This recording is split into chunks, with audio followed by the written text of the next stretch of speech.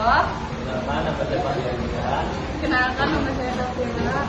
Kenalkan nama saya Ahmad Rafi Fauzan. Nama saya Arya Bernama. Nah, di sini saya akan menjelaskan tentang pemberontakan Republik Maluku Selatan. Di sini gue mau ngejelasin apa sih itu Republik Maluku Selatan. Nah, jadi dari latar belakangnya Republik Maluku Selatan itu sebagai gerakan separatis di daerah, terdapat beberapa versi yang mengungkap latar belakang terjadinya gerakan RMS. Pertama, RMS itu merupakan ungkapan kekecewaan kelompok penjabat NIT atas rencana penggabungan NIT dalam Negara Kesatuan Republik Indonesia. Setelah tercapai kesepakatan antara Indonesia dan Belanda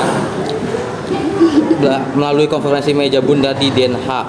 Kedua, RMS lahir di kelompok masyarakat Ambon yang diuntungkan oleh kolonial Belanda, sehingga khawatir jika pemerintah Jakarta mendirikan pemerintahan yang efektif di Ambon, maka posisi mereka akan terancam. Terus yang ketiga, dalam sebuah artikel disebutkan bahwa RMS merupakan gerakan yang diinisiasi oleh Suomokil atas ketidaksetujuannya baik kepada pemerintah pusat maupun pemerintah NIT. Nah, gue mau nanya sama lu, Pir, apa tuh tujuan RMS? Tujuan pembentukan RMS adalah untuk melepaskan diri dari kekuasaan pemerintah RI maupun berdiri sendiri sebagai negara yang merdeka. Gerakan RMS secara faktual tidak bisa dipisahkan dari politik kolonial Belanda, Divide et Impera. Bahkan gerakan tersebut merupakan manifestasi dari campur tangan Belanda untuk menggerogoti keutuhan dan kedaulatan negara RI. RIJA Manumasa memiliki peran penting terutama dalam upaya merelasikan pemerintah RMS. Nah, Mar, sekarang gue mau tanya, apa upaya pemerintah dalam mengatasi masalah pemberontakan RMS? Upaya pemerintah untuk mengatasi gerakan RMS adalah pemerintahan Indonesia menempuh langkah diplomatik politik dengan misi perdamaian, mengirim delegasi untuk berkomunikasi dan bernegosiasi dengan Suomokil. Delegasi di bawah kepemimpinan Dr.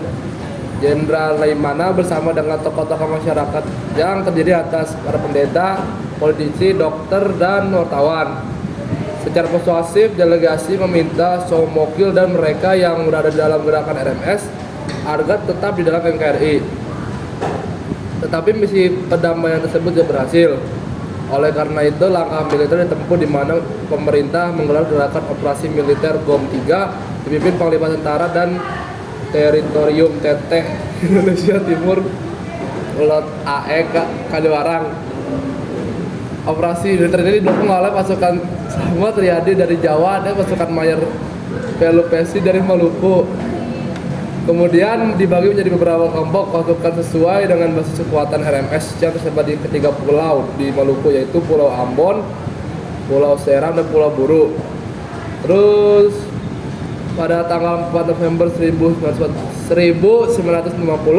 perlawanan dari pihak RMS cukup sengit karena pasukan mereka kebanyakan mantan tentara KNIL asal Maluku yang tergabung dalam pasukan Green Caps, pasukan elit tentara KNIL. Pertempuran di Benteng New Victoria Ambon akhirnya dimenangkan oleh pasukan pemerintah Indonesia dan menandai kembalinya Ambon ke dalam wilayah NKRI.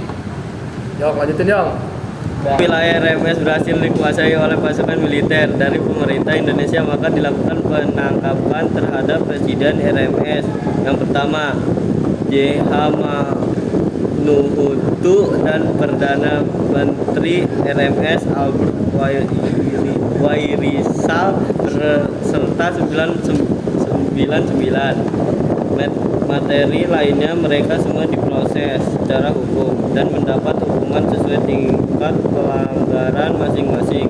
Namun demikian, ada sebagian pemimpinan RMS yang difasilitasi oleh pemerintah Belanda berhasil melarikan diri ke negeri Belanda dan mendirikan sebuah organisasi di Belanda dengan pemerintah di pengasingan Overpen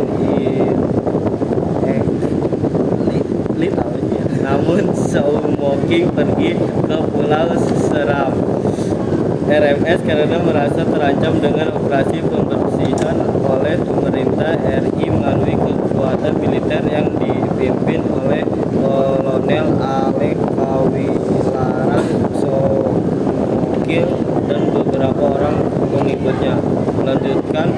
perlawanan dengan bergerilya di Pulau Seram dan ditangkap pada 12 Desember 1963 yang juga menandai berakhirnya pemberontakan RMS Somokil setelah menjalani proses persidangan di pengadilan dan dijatuhi hukuman mati pada 12 April 1950. Ya, sekian dari kami atas pemberontakan RMS.